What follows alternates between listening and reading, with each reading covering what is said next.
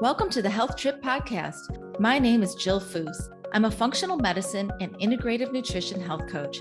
I created this podcast to bring you along as we travel down intriguing, science packed roads, debunking old medical paradigms and perusing new innovative therapies and modalities with the finest functional medicine doctors, practitioners, and like minded biohackers while living our best life. Enjoy the show.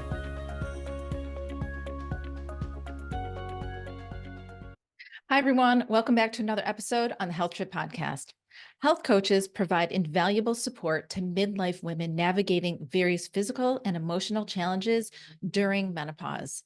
Health coaches can help manage the symptoms associated with this transitional phase, from hot flashes and sleep disturbances to weight gain and mood swings. The 5 pillars of health that health coaches focus on are nutrition, exercise, stress management, sleep, and community. Market data estimates that the total U.S. health coaching market was worth $7.6 billion in 2023 and will continue to grow.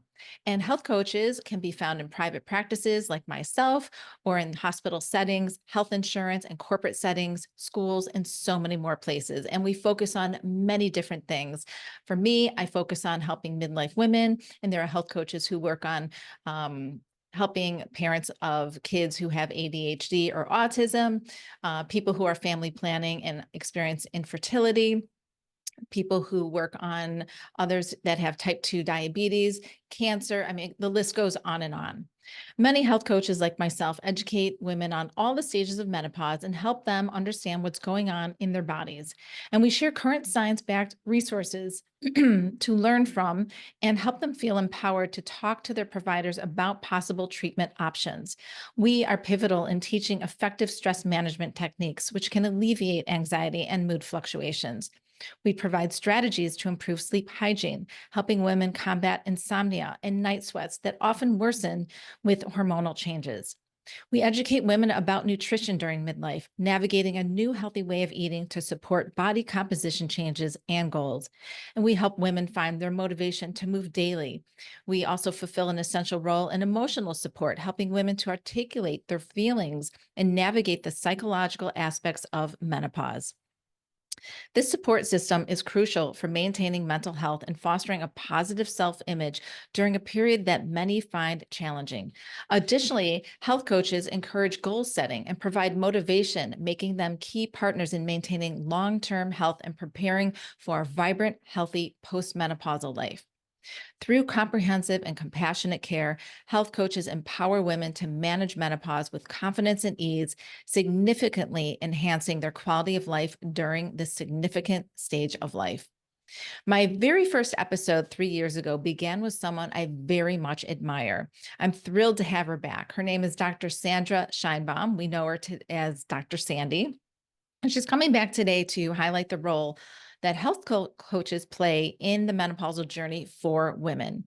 Dr. Sandy trains people to become functional medicine health coaches because she believes that growing the health coaching profession will be the solution to combating chronic disease, offers affordable access to functional and lifestyle medicine, and reduces healthcare costs. As the founder and CEO of the Functional Medicine Coaching Academy, which is a collaboration with the Institute for Functional Medicine, Dr. Sandy is a leader in the field of health coaching education. An educator and licensed clinical psychologist for over 35 years, she was a pioneer in blending functional medicine principles with positive psychology, cognitive behavior therapy, and mind-body medicine. Dr. Scheinbaum is also the author of Functional Medicine Coaching, Stop Panic Attacks in 10 Easy Steps, and How to Give Clients the Skills to Stop Panic Attacks.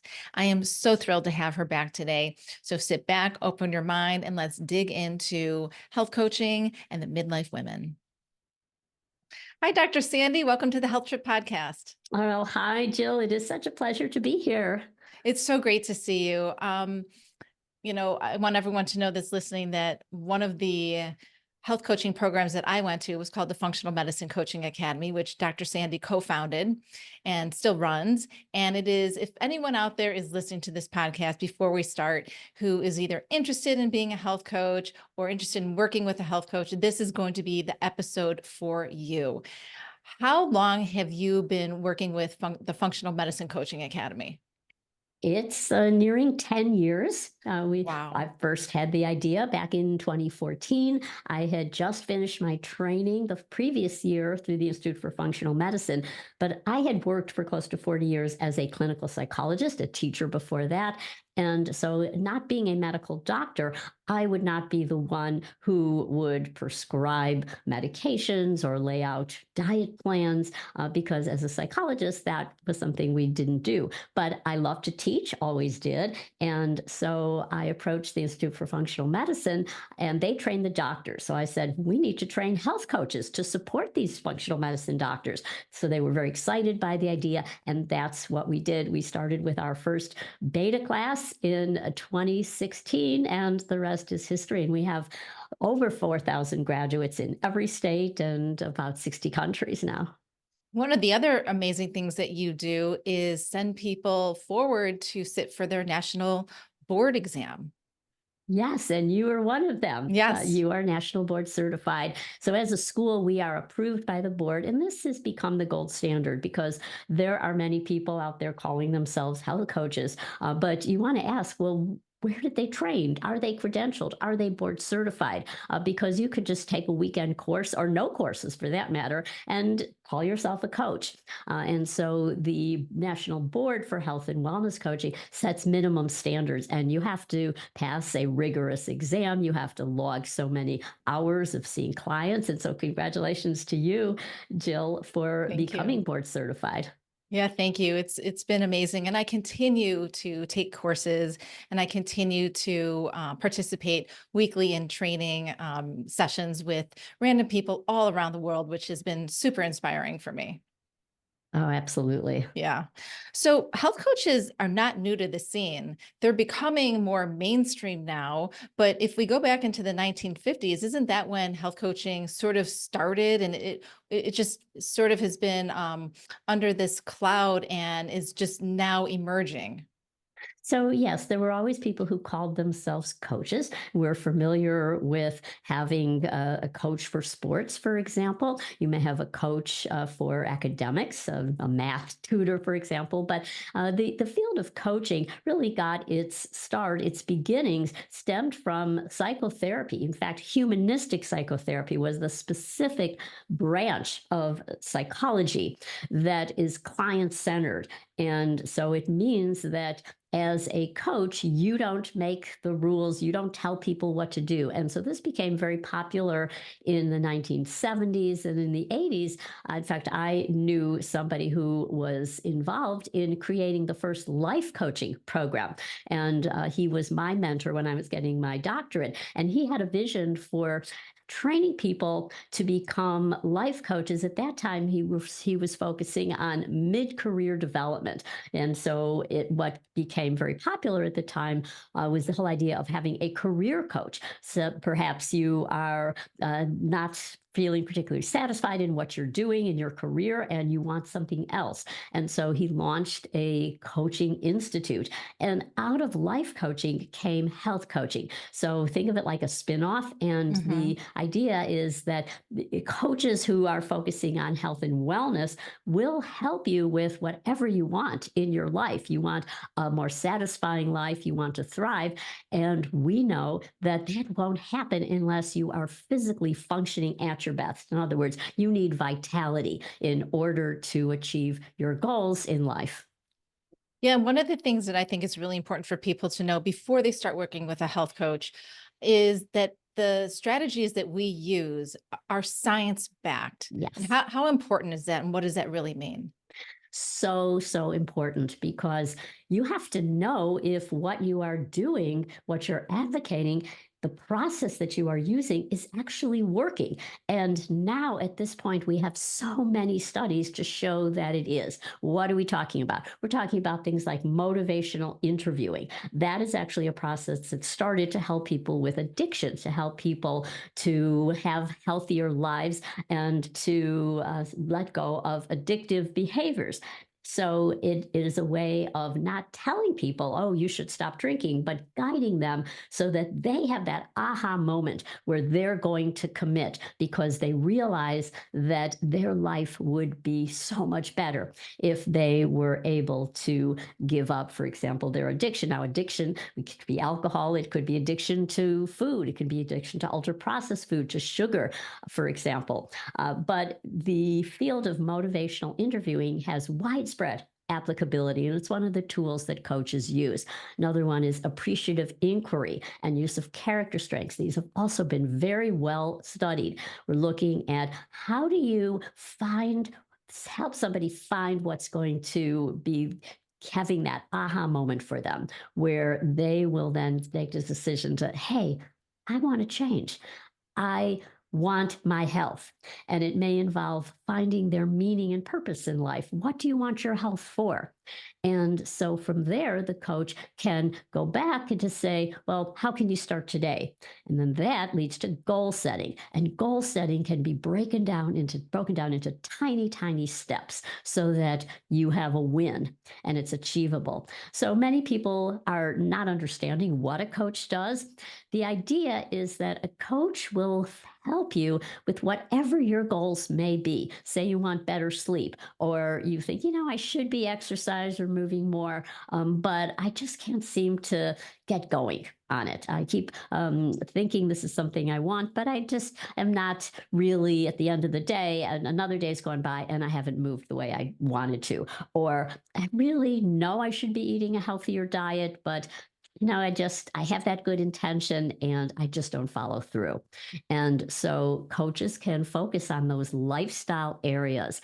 And the remarkable thing, thinking of research, is that we have such incredible data now to show that when they've done a lot of controlled studies, what that means is that there are participants working with a coach, and then there's another group that are the controls. They might be just given a guide, for example, standard protocol. And let's say they have type 2 diabetes, or they are suffering from obesity, or they have stroke prevention. A study came through. So, for example, they're measuring biomarkers. So they show that the group that worked with a coach had better markers that show, like, hey, hemoglobin A1C. So their blood glucose levels over a period of time got better. They also are finding that when you work with a coach, what happens is you become empowered to take charge of your health. And it's not just, oh, whatever the doctor says, I'll go along. It's like, no, I'm in charge of my health. And that's what we call self-efficacy. The idea is that I really matter. And if you have that sense that you really matter, and you are then going to just not accept business as usual from your medical care team. You're going to say, I want more tests. I may find a different practitioner, or you say, I'm going to work with a health coach because I know that I can meet these health goals. Yeah, that's a great segue into what health coaches don't do. So many times, when people go to therapy or when people go to a fitness coach or a career coach, we often want them to give us the answers. We want to show up. We know that we are paying this person, we are spending our time, our energy, and our emotion, and we want to get the shortcut. We want to say, hey, I hired you, you're the expert there. I don't know what I'm doing. I want you to give me the plan and then I'll follow the plan. But we know that in coaching, that does not work. You are so right. So when you get advice, it's basically like, this is what you should be doing. And often this advice is complicated. You go to a nutritionist, you go to a doctor, they might give you could be a functional medicine or an integrative medicine doctor. You get a whole list of supplements to take, perhaps, or you get a meal plan. And people think they want this, and they'll say to a coach, oh, just give me a meal plan. Just tell me what to do. They think that's what they need.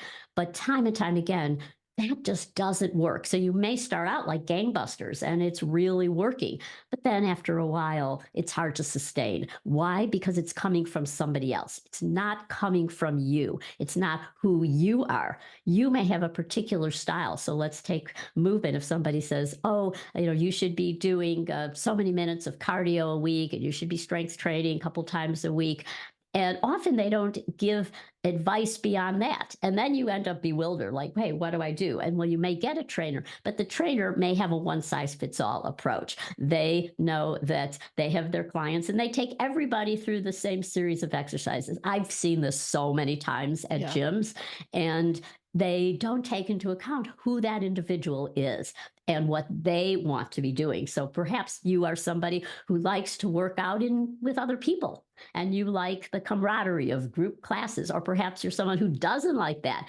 Perhaps you are somebody who wants to work out at home and can fit exercise in throughout the day as snacks, which is what I like Mhm. to do. And so you can come up with a plan. The coach doesn't develop that plan. They're not the personal trainer, they're not the nutritionist, but they are helping you to have that courage to say, this is what I'm going to do. The coach supports you. Now, sometimes you may want specific information, and a coach will work together with you to find that information. Maybe it's a research study. Maybe they will help you find the right expert, the right trainer, so that you can meet your goals. Yep, exactly. Also, coaches we don't diagnose and we don't prescribe. Yes. And I get calls like this all the time. Do you prescribe HRT, which is hormone replacement therapy? And, it's because I'm a midlife women's health coach that some people just automatically think that that's something I can do. That is not what a health coach can do. That is not within our scope of practice. Do you want to speak more a little bit about that? Sure. So a health coach is the expert in you. In other words, helping you to change and helping you to meet your goals. And they didn't go to medical school, although there are some health coaches who, in a previous life, were medical doctors, Right. or maybe they wear two hats. But most coaches then are not. That's not within their scope of practice. They are not licensed to prescribe medications. And the reason that they are so successful is because they are guiding you to make this decision, and they are your advocate. And so they will find the best person, and that might be somebody who is in your community who is prescribing HRT. And so they will work with you. It's like they have a giant Rolodex, those old fashioned Rolodex Hmm. of people that they can refer you to and work with you. So they are the ones who are kind of the guide who can help you find the right person. Yeah. Because again, it is when everybody stays in their lane. So they might say, one consultation with a nutritionist might be best if you have many gastrointestinal challenges or you're on multiple medications. It might be best to get a consult with a nutritionist, and then you go back to the coach, and now they help you carry out those recommendations from that nutrition professional. Exactly. So let's continue to talk about menopausal women since we were just talking about Yes. HRT. And I want to talk about how health coaches play a role in this this stage of life that comes with a lot of challenges, a lot of physical and emotional challenges, and it can last for, 7 to 10 years to have some really negative symptoms. And then beyond that, in the postmenopause, shifting your lifestyle to accommodate, this new phase in your life. So, how do you see health coaches working within this healthcare role of midlife menopausal women? This is an area where they can have tremendous impact. If you are listening and this is you, you work with a health coach, they will help you in so many ways. Number Yeah. one, they, as we said earlier, they will help you get the right practitioner. Number two is they will provide education. They will provide resources. You may hold a lot of beliefs that are just not true anymore. So, for example, the Women's Health Initiative was a massive study that was conducted in the 70s, and we are now finding it was flawed.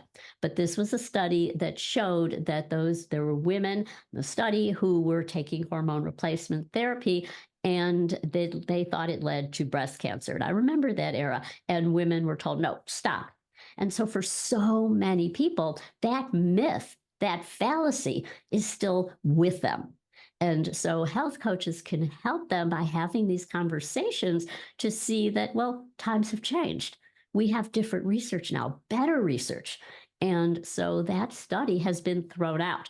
But a lot of practitioners are not there. They still refer back to it Yeah. and are still scared, or it's just not something they've been trained in. And so they don't touch it. And so you might be given poor advice. And we all know, you probably had the experience of going to your doctor. Let's say it's an OBGYN. You have such a limited amount of time with this individual. You don't even get a chance to ask these kinds of questions.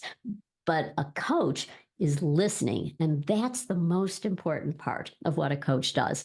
They're trained to listen. And we've all had this experience in healthcare where we're not understood, we're dismissed, and we feel like we don't know where to turn.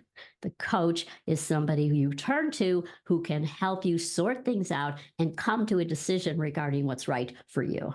Yep, absolutely. And I also want to add in that health coaches do not bring our opinion to the table. We are not there to give you our opinion on HRT or what doctor to use. We are looking at the science. We know the resources to go to. A lot of us attend certain events with the leading doctors in these fields so that we can also hear and learn even more from these leaders. And so we're always doing the research so we create a list of resources that are from trusted sources so that our clients can feel comfortable and confident. Then you get to make your decision, right? Get all the information that you need. Talk with your provider. And that's another place where health coaches really, I think, do such a great job, is helping their clients come up with the conversation, come up with the questions. And we can even do role playing before they go into that appointment, because sometimes they get nervous. They think, this is the doctor, this doctor knows best. This is what the doctor's telling me. This is what she told me to do. How can I not take her advice or her direction? But, hopefully working with a health coach, you can come to your own opinion and have more agency over which direction you're wanting to go into.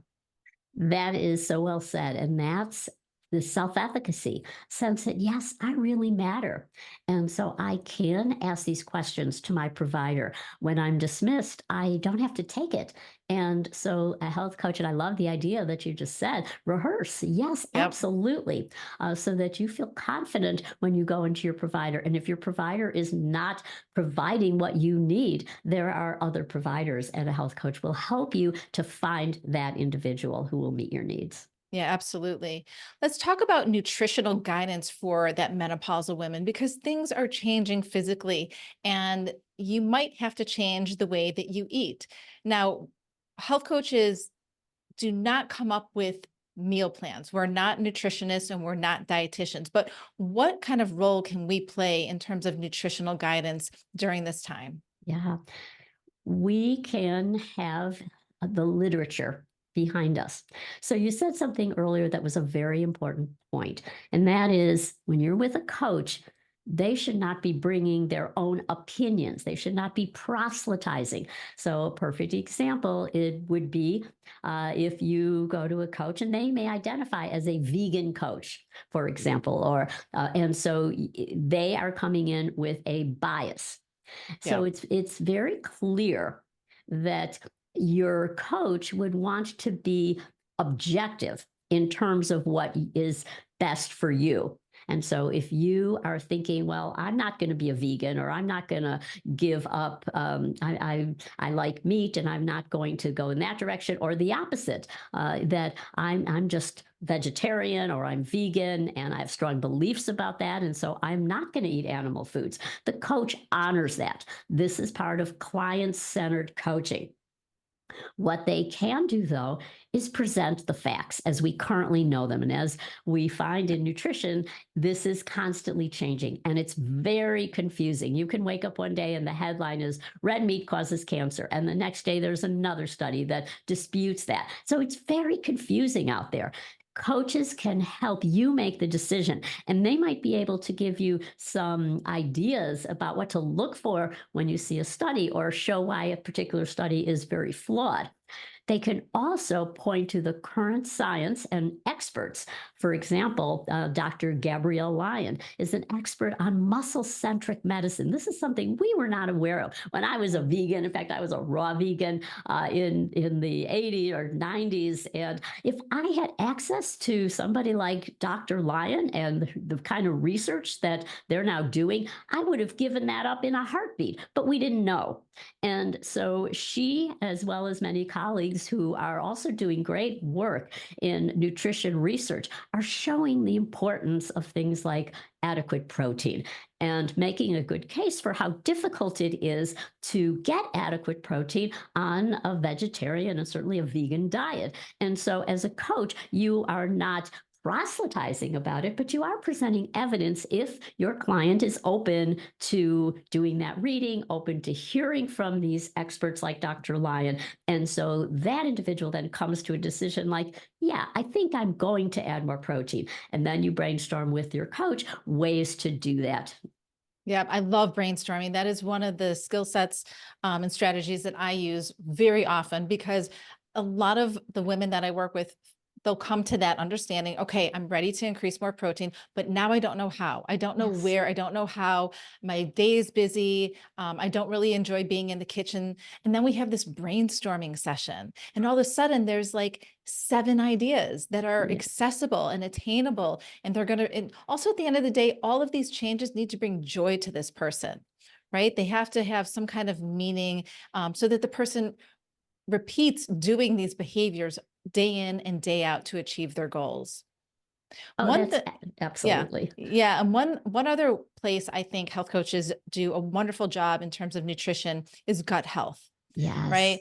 Bringing the science forward about fiber. That's such an important group of food that we need for our gut health, especially during perimenopause when we know that our gut microbiome is going through some changes in terms of the bacteria, the strains, and we really need to increase our fiber. And that's, while it seems so easy, like just eat fruits and vegetables, there's all different types of fiber. So educating our clients on the different insoluble, soluble, prebiotic fibers, fermented foods, which is places to get them that aren't going to just break the bank or take that much time and become more of a flow for them.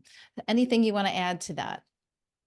Yeah, I think that just something as simple as adding more color, the work of Dr. Deanna Minnick, who is on our Mm, faculty, who yep. has wonderful materials available. And so coaches can draw upon those materials of others. She has this Eat the Rainbow and Eating for Mind, Body, and Spirit, where the power of spices, just adding different spices. And then you, as the client working with your coach, you become the detective to see, well, how do I react to this? But the importance of diversity in your diet because many people get stuck with the same routines. They're eating the Yep. same thing day after day. They're not realizing what some of these foods could be doing. And so, coaches may, if somebody is not thriving, they may help clients become curious about things like lectins, which might be in some vegetables, and many foods that we think were very healthy might not be for that particular Right. individual. So, the coach is not the one who's diagnosing this. There's not the one who's writing up the plan. Here's what you should eat and what you should not eat.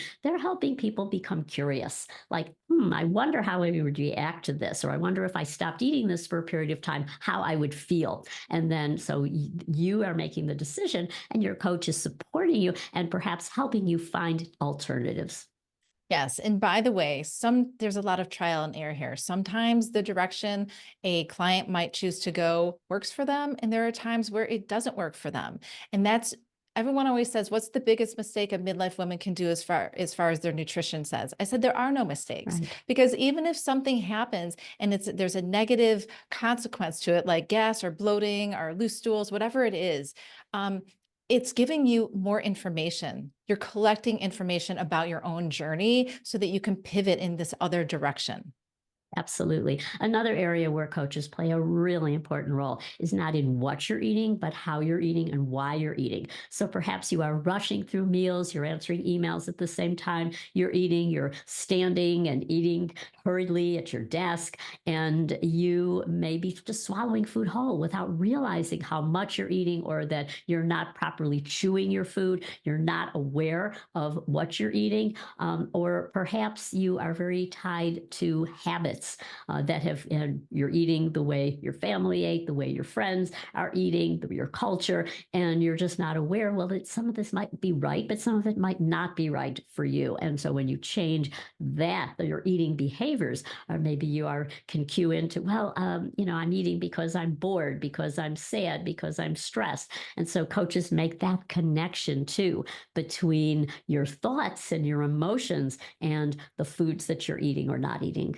Oh, that is such a huge topic. I mean, we could do an entire Yeah, podcast on that, yeah. right? What about alcohol? How do health coaches help midlife women maybe reduce their drinking habits? Yeah. Because this is something where I'll have clients show up, and the first session is sort of we're doing this foundational session and we're getting to know each other, and we'll get to alcohol and they'll say, "So that's off the table. I'm not even going to discuss it, and I'm not changing anything, but I also want really good gut health and I want to be thriving in life."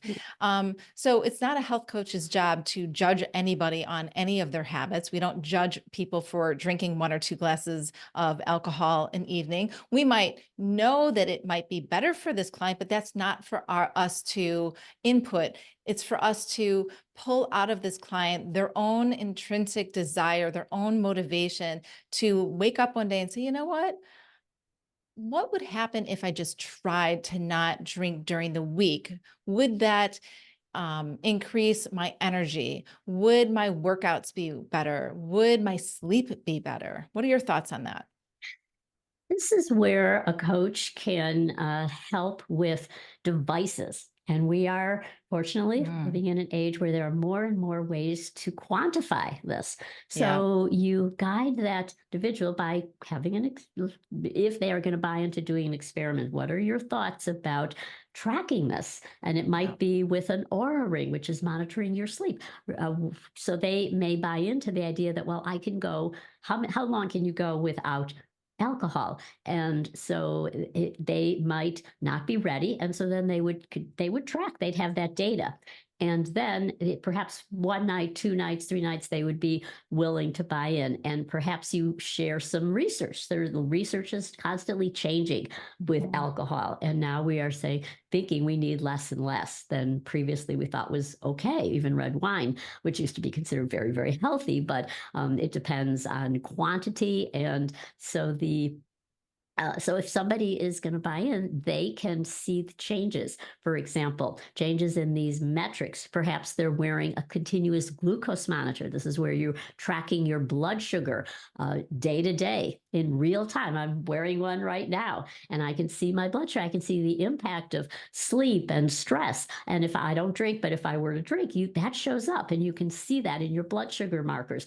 And so that might be enough for people to have this aha moment. Yes, I can see the impact and I will try it. And so you're perfectly correct. And that is that the coach doesn't say you need to stop drinking. They don't have that attitude that they convey, like you are not good enough, or there's something wrong because you're drinking, and they're judging you. But through a conversation where you are now having again that aha moment, like, yeah, I've done everything right to have good health. And it's conversations about what you want your health for that can also often lead to the idea that this alcohol is not serving you, and perhaps going into a discussion of why somebody thinks they need alcohol, how they feel when they have it. And that may lead to realization that there's really other things, or perhaps they're afraid of rejection. Social pressure is huge. So if you're out with your friends and everybody's drinking, many people will have a drink just to fit in, and they're not realizing that it's coming from their desire to be liked by people. Absolutely. That's such a great point. And also you brought up the notion of really connecting with your why.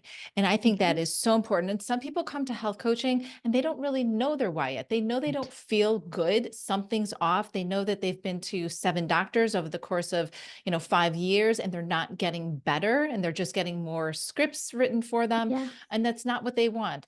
So other people come to health coaching, they know exactly what their why is. Like for me, I'm very well connected with my why. I have 5 children.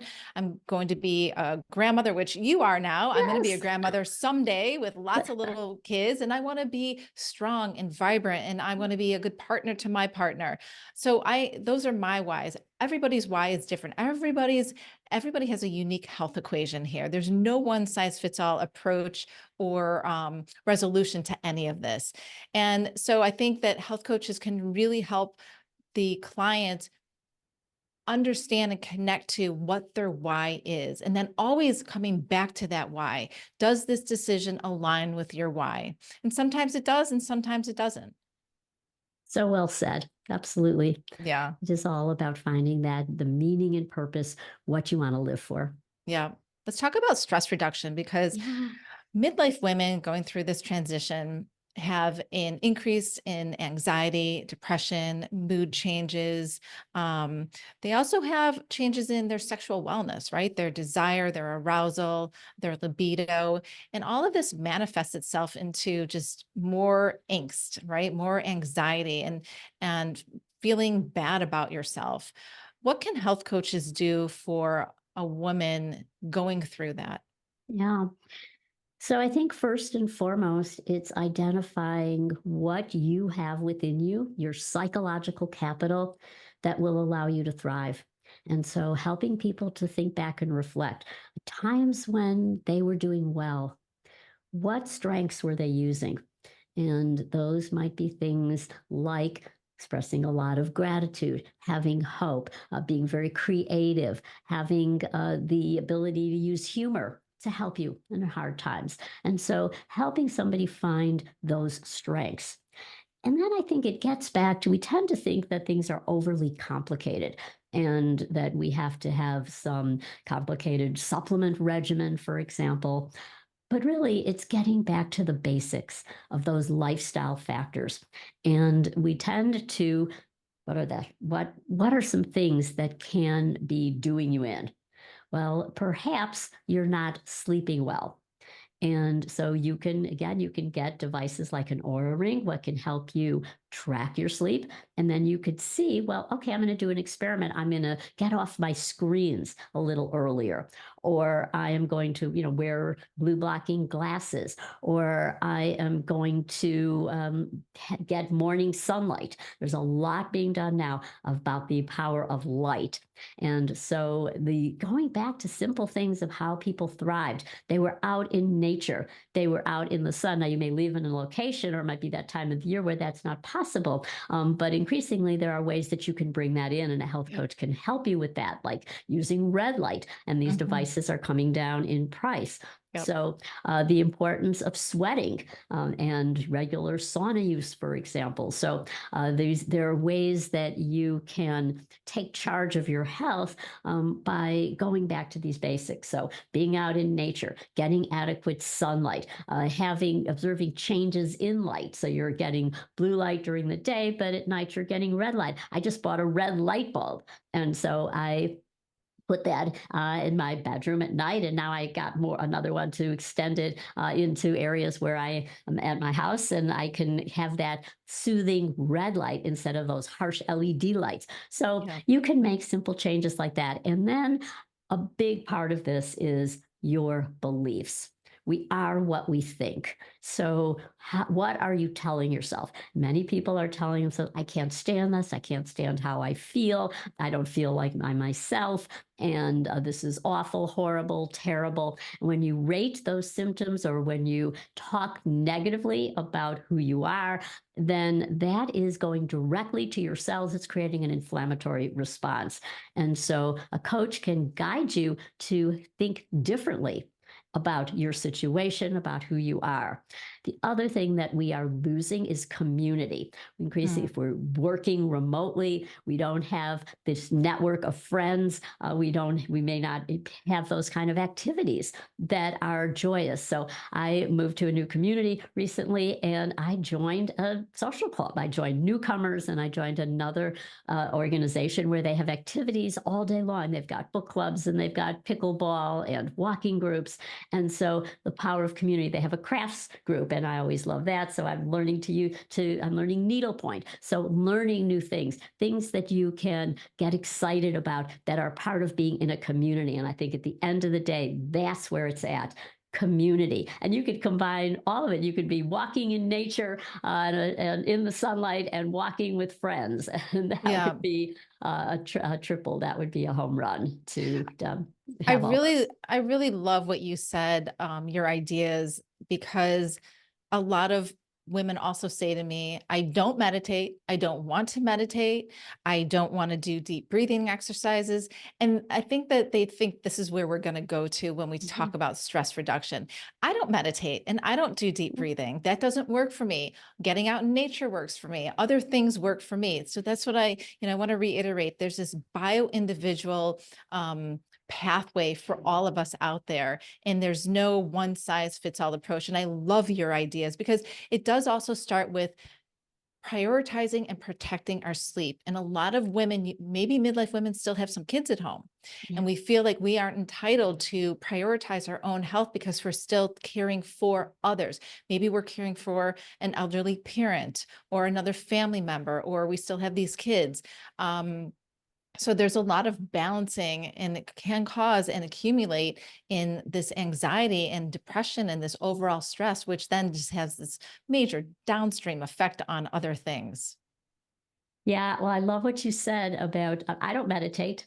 I do practice deep breathing throughout the day because when I was a health psychologist, I taught it to other people for so many years. So it just comes naturally. Right. But where do I practice? In ballet class. And I find dance is a great way. And if this is you, to look at if, and I had somebody just recently said, yeah, I love Zumba. And I feel so great. I feel I'm at my best in that Zumba class. And when I leave, that good feeling lasts for hours. And so something like that, I take ballet and tap class. And in the area where I live, there's a new program, newish, and it was started by a former professional dancer, and she guides women over 50. And this class is growing. There are now like 30 people in it.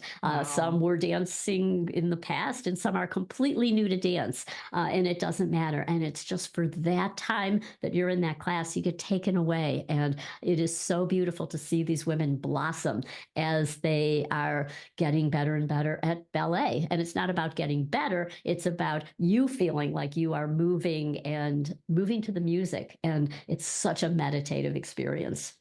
Yeah, I want to talk about exercise and daily movement. And so that's such a great transition.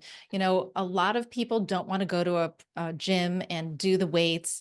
We know in the science that weight training, resistance training is extremely important for a midlife and postmenopausal woman because we need our lean muscle mass to protect our bones so that we can remain independent in living, among other reasons. But a lot of people aren't there yet. So coaches meet our clients where they are. And if where they are is, I want to join a dance class and that's where I can start, that's great. We're going to help support that. And we're going to help them come up with the steps they need to sign up to make that commitment because that's what they want. Tell me about your exercise journey because maybe you'll even share your age with everybody Of listening because course. you're such an inspiration. Yeah. Well, I am 74, and the way I move throughout the day and my workout routine is really the most it has ever been. So I grew up in an era where women were not involved in sports. I hated gym. I dreaded. I was the worst one. I was the last person to be called. We're on a team. I hated everything about it. And it was in the late 70s when Jane Fonda aerobics came Mhm. in, it's very popular. I started going to those types of classes and I liked it. And I remember that at the time they had Nautilus machines at this Mhm. gym. And so before the class started, a few of us would come early and do a few of those machines. That was it. And I remember not liking it. Mhm. And so then I got very addicted to treadmill running. And every day I would just wake up. I don't think I even brushed my teeth. I would just run downstairs, get on the treadmill. I had to run 5 miles. And I still see women who think that it is cardio. Now, we can't ignore cardio, but it can be much less time. We're finding that can be these briefs. You're walking and you now start to walk faster. You break into a run for a bit. There's many ways that you can do that. Again, working with somebody who can guide you what's best for you. But where the rubber meets the road is strength training. And that's what I personally have come to realize because I saw when I was in my 40s, I was on the road to osteoporosis. I was flabby. I remember I was walking with a friend. She wasn't such a friend for her to say this. She said, "You have no definition in your arms." And that stood out for me. Yes, she was right. I didn't. And I was determined to change that, not for appearances. Although initially, when I was younger, yeah, that was my goal. But now it is, as Dr. Gabrielle Lyon said, muscle is the organ of longevity. Sarcopenia is epidemic. And the reason people go into nursing homes most likely is they have a fall. Why they can or they can't get up from a chair because they don't have the muscle strength. And so I have been determined. And for a while, I thought it was just yoga, Pilates. I was taking a lot of classes. So it is strength training. So let me share, like my day. Yes, please. So when I get up, I love doing inversions from yoga. And so I start every day with a headstand, and then I have my coffee, and then I have a lot of fitness equipment at home, which I added to during the pandemic when gyms were closed. So I will start off with a vibration plate. The one I like is Power Mhm. Plate because the research is so good for bone health. So I will do that as my warm up. I will do 100 to 200 jumps on a rebounder. That's a trampoline. Jumping is so good for bone health, for lymphatic circulation. And then I will do a modified yoga routine where I'll do sun salutations and I will incorporate headstands, or not headstands, because I've already done that. I will incorporate handstands into that and splits and forward bends because flexibility is important. So there are all these different areas that I want to touch on. I want to touch on flexibility and also the ability to balance. So in my yoga routine, I'll do a lot of balancing, standing on one foot in different positions.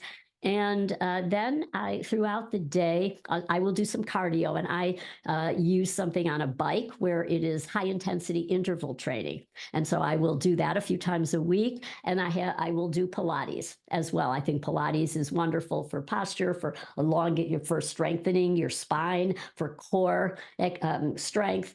And then I will have my power smoothie with high protein. I have some things in there like creatine, good for muscle, and essential amino acids. And then I will do strength training. And the way I do it is just in bursts throughout the day. So I may do it for like a half hour where I will do one day focusing on lower body strength, which is so important, as well as then other days adding in upper body strength as well. But this is non-negotiable. It is like brushing my teeth. I love that, Yeah. Dr. Sandy. What an Yeah. inspiration because so many women think it's too late for them. And here you are at 74, just getting it done. So, how long does that whole routine take in the morning? Because a lot of people also say they're too busy and they can't find the time. Yeah.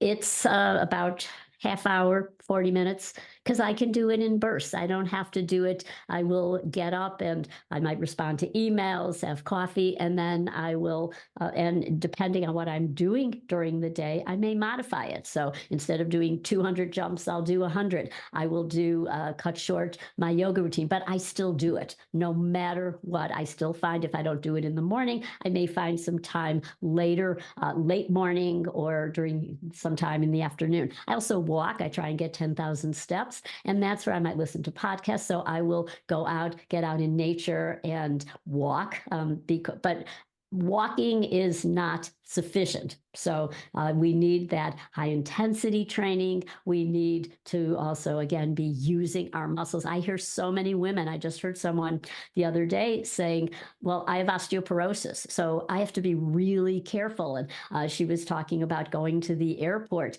and she said, I get someone to take my bag off the conveyor because I have osteoporosis. And so I was traveling recently and thought, well, I'm going to, no matter how heavy it is, I may need help, but I'm going to do it myself. And this is functional fitness. Yeah. So to be able to do these kinds of things, to pick up your grandkids, for example, and with osteoporosis, so many people are afraid that their age, they're afraid they're going to get injured. So working with a trainer, having some sessions with someone who can make sure that you don't hurt yourself, but the body is very, very capable of doing these kinds of activities. I always think of my grandmother, and she was out there, doing the wash. They didn't have washing machines. She was lifting heavy Right. pots and working all day, and she didn't take rest days. She had 5 kids, so a lot of work to do, and no help. How much protein do you eat a day? Because this is an area where Yes. a lot of postmenopausal women really struggle getting in optimal amounts of protein. I aim for about 100 grams of protein. So I'm about 90 pounds. And I try and get at least 30 grams with each meal. Now, I used to Mhm. do more intermittent fasting.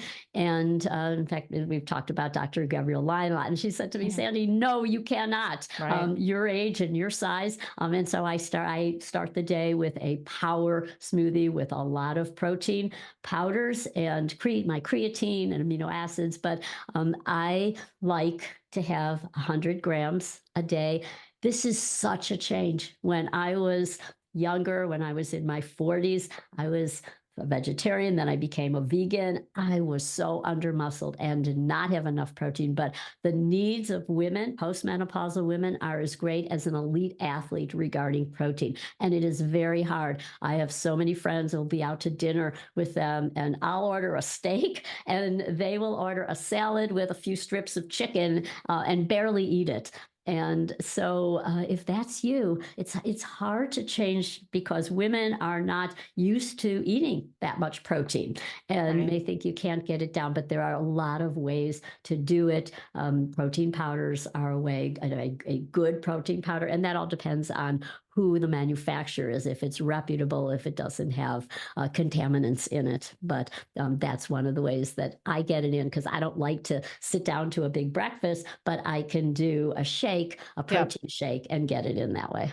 Yeah. I think protein powders are such an excellent way for midlife women and beyond to up their protein intake. I want to talk about an experiment that you've started recently for yourself with hormones. Yes. And, sort of circling back to a little bit of the beginning of our conversation on how health coaches can help educate women on HRT. Well, actually, we now call it MHT, menopause Right. hormone therapy. So you grew up in this time where the WHI study made everyone very fearful, which you mentioned. What changed for you recently, and how did you go about making this decision to try this experiment? Yeah. So, what changed is the evidence change. We're beginning to see more and more research showing that estrogen is essential for bone health, for brain health, for heart health. And we've been at a disadvantage lacking that. And so I felt like I am committed to following the science. And I feel great at this age. And I just can't believe I'm 74, because I don't think about that. And I thought, well, this is the one area that I have not been addressing. And so I talked to a lot of people in the field because I'm blessed to be connected. There's so many people on FMC's faculty and at Right. events that I go to. We have conversations. I spoke to just someone this past weekend. I was at the Consumer Health Summit. Dr. Amy Horniman was there, Mhm. and we had a great conversation. And I told her that I was doing this experiment with a cream, a compound. You need a compounded pharmacy. That I had worked with a naturopathic physician for this, and I'm going to get my levels measured. And she said, "Oh, good for you. This is incredible." She said, "I have patients who are in their 80s who have never been on replacement therapy or menopause hormone therapy, and they are starting and doing really, really well." So the myths that you could only take it for a certain time, the myths that it's connected to cancer, and so is just not true. In fact, something just came out showing that it is the opposite. It may Right. be preventative. So I think it is looking at those old, as Dr.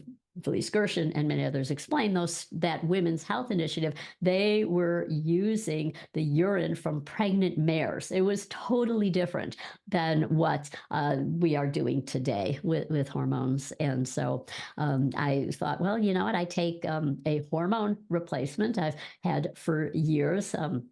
Taking a natural hormone replacement. And so this is the same thing. So I think we fear hormones, and I wanted to see, and it comes from curiosity. And as we age, I firmly believe that curiosity is the most important strength, because we come to new learning, new experiences, meeting new people with curiosity. And as we get older, I see people tend to lose that curiosity. They are stuck in their ways and do things as they've always done it. And curiosity is really the key to thriving as you get older. And when you gathered up the relevant current science and you made this decision for yourself and you went to your provider, was your provider supportive or did you have to switch providers? Yeah. Very, very supportive, because this was a naturopathic Okay. doctor. And so they were used to doing this. And so it was, and I'm in Scottsdale, Arizona part of the year, and there's an incredible compounding pharmacy that's very close to where I live. And they were just wonderful. Well, Dr. Sandy, thank you so much for this amazing Oh, conversation. I wanted to just touch on one more thing before we said goodbye is insurance with health coaches. Where are we at in terms of people being able to use their health insurance to cover it? yeah, so the American Medical Association has made great strides in reviewing. So right now, there are no reimbursable codes. There are codes that are showing this is a transitional service. It's something that is being evaluated and tracked, how many people are using these codes. So right now, somebody who has a private business as a health coach could not submit a reimbursable code. However, there are many ways to get reimbursed. A big one is through a health savings account. Yeah. This is an area that you can use those funds to see your health coach. If you are on Medicare, for example, and you go to your doctor, your regular primary care doctor, for a chronic care management, if you have a condition like type 2 diabetes, for example, you go to the doctor, you get an appointment for chronic care management. Those do not have to be with your doctor. So I say to everyone, the next time you go see your doctor, say, do you have a health coach? I want to work with a health coach. And so, and then did you know that chronic care management can be run by a coach in that office? So as long as they call it a secondary person, and secondary is not that they're Mhm. inferior, but it's just that the doctor is running the practice, they're in the office, but that health coach could be having that session with that individual who would, if you qualify for chronic care management. So that's one way that you can get reimbursed by seeing a health coach. But also, I think for the use of the health savings account is a great Yeah. way. Yeah, I have many, many clients use their HSA account with me, and it works out every time. So we're at the end. I think the moral of the story with your personal story is it's not too late to start Yes. on your health journey, and that you can always thrive no matter where you are. That a health coach is there to meet you where you're at and to help you on your journey. Um, You've an amazing social media following and content. So tell everybody a little bit about where they can find you and follow you. Sure. On Instagram, I'm Dr. Sandy. That's DrSandi. Functional Medicine Coaching Academy is Functional Med Coach. We're also on Facebook as well and on LinkedIn. And your podcast. And our podcast, yes, we have Health Coach Talk. Thank you for reminding me. Yes. Yeah. Well, thank you so much. It was so Aw. lovely to see you, and hopefully we'll inspire some menopausal women to work with a health coach if they're not seeing results, and get the support that they really need during this challenging time. And I know because I am in it. Well, thank you. And I just applaud you. You are a rock star graduate of FMCA. I love the work that you are doing. You are inspiring so many people, particularly women in midlife and beyond. Oh, well, thank you. That means so much to me. All right, everyone, thank you for tuning in, and I'll see you next episode. Thank you for joining me. I hope you enjoyed the podcast. Lifestyle changes can be hard and overwhelming to make. By building your support team of functional medicine doctors, therapists, and health coaches, you can reach your optimal health goals. Be sure to check out my other podcasts. Until we meet again, stay healthy.